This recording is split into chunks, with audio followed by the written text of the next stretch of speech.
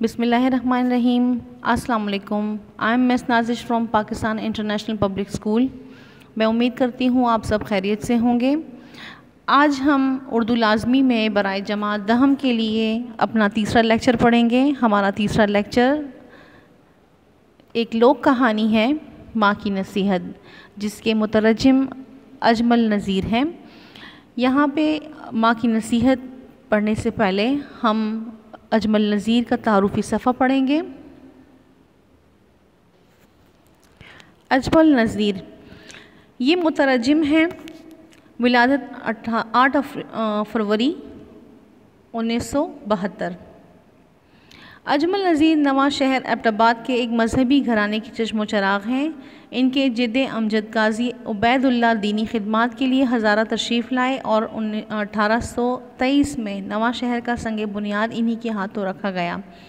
इनके आबा व अजदाद दीनी और दीनवी तालीम और तदरीस के हवाले से नुमायाँ मकाम रखते हैं। इन्होंने मुआशियात में MA किया। CT और M.Ed के अलावा DIT की पेशावराना तालीम भी रखते हैं। इनका ताल्लुक़ शोबा तदरीस से है। एक अच्छे मौलिम के साथ साथ शायर व नक़ाद की हैसियत से भी नुमायाँ मकाम रखते हैं। इनकी हिंद को कहानियाँ टेक्स्ट बुक बोर्ड पेशावर शाया कर चुका है और अदबी मकालात कई अदबी कुतुब की ज़ीनत हैं। संजीदा और मज़ाहिया दोनों अंदाज में शायरी भी करते हैं और नसर भी लिखते हैं। अजमल नज़ीर तहकीकी हवाले से भी काफ़ी काम कर चुके हैं। बशीर अहमद सोस की तालीफ़ात हज़ारा में उर्दू अदब की तारीख़ और हज़ारा में हिंद को अदब की तारीख़ जैसी लाजवाल कुतुब में भी आपने ग्रां कदर हिस्सा डाला है।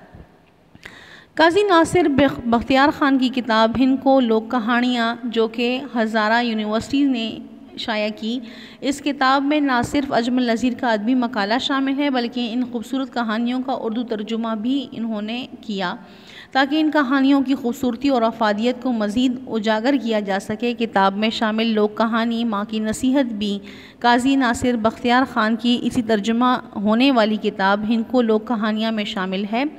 अजमल नज़ीर की तहरीरों में रवानी सलासत, शुगुफ्तगी और जद्दत पाई जाती है। आप तराजिम में भी ये तवल्ला रखते हैं। तसानीफ़ है इनकी अहम, मैं आँखें बेचना चाहूँ, छिटी दूध मिठी खंड। अब आते हैं अपने सबक की तरफ। सबक है हमारा लोक कहानी माँ की नसीहत। ये सफ़ा नंबर 55 पर मौजूद है। मैं इसका ख़ुलासा पढ़ूँगी और आपने इस सबक को घर में पढ़ना है और फिर उसको समझकर अपनी मश्क हल करनी है। एक दफ़ा का ज़िक्र है, एक जंगल में एक शेरनी अपने बच्चे के साथ रहती थी। शेरनी का बच्चा माँ से रोज़ शिकार करने की फरमाइश करता था, लेकिन माँ मना कर देती कि अभी तुम छोटे हो और शिकार के लिए ताकत और होशियारी की ज़रूरत होती है। लेकिन बच्चा फिर भी बज़िद था। एक दिन माँ इसे इजाज़त दे देती है, क्योंकि ये बार बार तंग करता है माँ को, तो इसलिए वो तंग आकर इसको इजाज़त देती है। साथ उसे नसीहत भी करती है कि वो इंसान से दूर रहे, क्योंकि इंसान चालाक और ज़ीरक होता है। अभी तुम इस पर हमला ना करना, क्योंकि तुम अभी इस ताकत का मुज़ाहरा नहीं कर सकोगे और इंसान जो है वो बहुत चालाक और ज़ीरक होता है। शेरनी का बच्चा माँ से खुशी खुशी रुखसत हुआ और वो अपनी ताकत के नशे में माँ की नसीहत भूल गया और इंसान का ही पहला शिकार करने की ठानी। रास्ते में उसे जाने पहचाने जानवर मिले जिनसे वो आशना था। इतने में इसे ऊँट दिखाई दिया। इसने ऊँट को ललकारा। इसने इससे पहले इतना बड़ा जानवर नहीं देखा था। कहा, ओ बदमाश, तैयार हो जा, मैं तुझे ज़िंदा नहीं छोड़ूंगा। ऊँट ने घबरा कर देखा कि आखिर तुम मुझे क्यों मारना चाहते हो। बच्चा बोला, तुम इंसान हो और मैं पहला शिकार इंसान का करूँगा। ऊँट बोला, इंसान का शिकार क्यों करना चाहते हो। अब बच्चा बोलता है, इंसान बहुत ताकतवर है, इसलिए आज मैं इसका मुकाबला करके उसे मारना चाहता हूँ।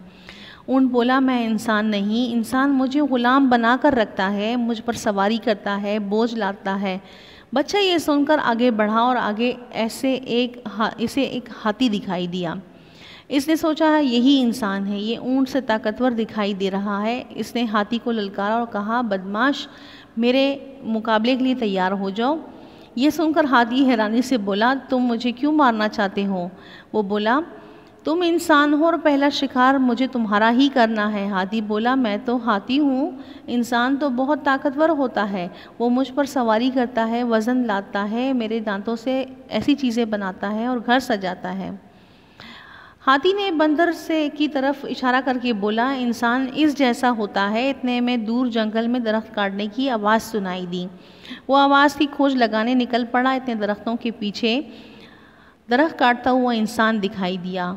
वो इसे दूसरे बड़े जानवरों से ज़्यादा ताकतवर दिखाई ना दिया, लेकिन इतना बड़ा दरख्त काटना देखकर वो खौफज़दा ज़रूर हुआ, लेकिन अपने इरादे से पीछे ना हटा।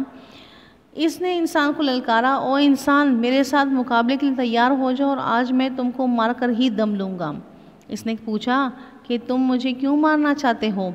बच्चे ने इंसान को माँ की नसीहत का बताया कि उसने बोला था कि इंसान से बचकर रहे, वो ख़तरनाक और चालाक होता है, लेकिन मैं अपना पहला शिकार इंसान का ही करना चाहता हूँ ताकि मैं अपनी ताकत का मुजाहरा कर सकूँ। इंसान ने इसे चालाकी से अपनी बातों में फंसा कर दरख्त से बांधा और उसे फिर माँ की नसीहत याद दिलाई कि जो बच्चे वालिदैन का कहा नहीं मानते वो इस तरह नुकसान उठाते हैं, और ये कहकर शेरनी के बच्चे पर हमला कर दिया। इस तरह शेरनी का बच्चा इंसान की चालाकी का शिकार होकर अपनी जान से हाथ धो बैठा। बच्चों,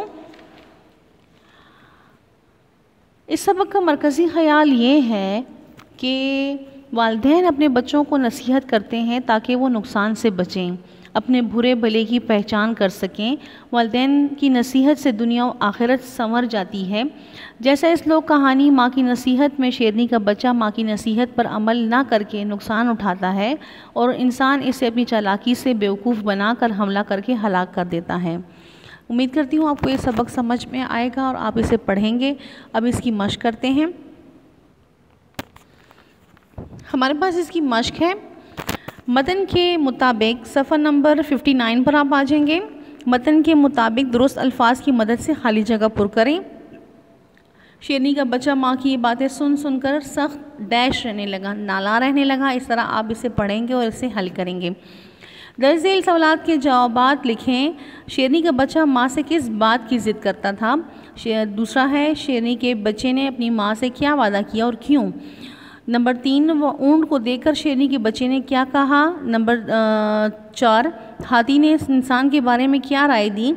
नंबर 5, इंसान ने शेरनी के बच्चे को मारने से पहले क्या याद दिलाया? वजाहत करें। इसके बाद जुमले हैं, ज़ीरक, सहम, तशवीश, नाला, पंजा आजमाई, ललकार, घुटने टेकना। ये आपने पढ़कर इस जुमले जो हैं वो बनाने हैं। इसके बाद आपने सियाक़ व सिबाक़ यहाँ दिए गए हैं। दर्ज झेल इबारत की तशरीह सियाक़ व सिबाक़ के हवाले से करें। शेरनी का बच्चा माँ से रुखसत हुआ तो खुशी से सरशार था। वो अपनी जवानी पर नाजा, इसी सोच में वो खलता था कि वो बहुत ताकतवर और फुर्तीला है और पुरजोश है। किसी में ये जुर्रत नहीं कि इसका सामना करे और इसे ज़ेर करे। वो इसी गुरूर में माँ की नसीहत और अपने किए गए वादे को भूल गया। इसने फ़ैसला किया कि वो सबसे पहले इंसान का शिकार करके अपनी ताकत को मनवाएगा। लिहाजा वो हर बात से पहलू तही करते हुए इंसान के शिकार को चल पड़ा। आपने इस लोक कहानी का मरकज़ी ख़याल जो मैंने अभी पढ़ा था वो तहरीर करना है अपने अल्फाज में। फिर यहाँ पे मिजाज मुरसिल है। मिजाज मुरसिल जब किसी लफ्ज़ को हकीकी मायनों की बजाय मिजाजी मायनों में इस तरह इस्तेमाल किया जाए कि इसमें तशबीह के अलावा कोई और ताल्लुक़ पाया जाए, इसे मिजाज मुरसिल कहते हैं। मिजाज मुरसिल की कई इक़साम हैं जिनमें जुज़ से कुल, कुल से जुज़, माजी से हाल, हाल से मुस्तक़बिल, सबब से मुसब्बिब, मुसब्बिब से सबब वग़ैरह मुराद लेना। मसलन यहाँ पे नंबर 1 है, वो सारी प्लेट खा गया। यहाँ प्लेट खाने से मुराद प्लेट में पड़ी हुई चीज़ है, मतलब यहाँ पे प्लेट में जो सामान पड़ा हुआ है वो खाने का है। नंबर 2 है, मैंने किताब बाज़ार से ख़रीदी। यहाँ बाज़ार से मुराद कोई दुकान है।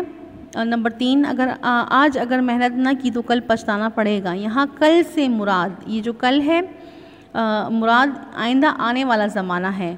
नंबर 4 है, इकबाल रहमतुल्लाह अलैह ने शायरी के ज़रिए कौम को बेदार किया। यहाँ बेदार से मुराद होश दिलाना है। बेदार, कल, दुकान, बाज़ार, और प्लेट।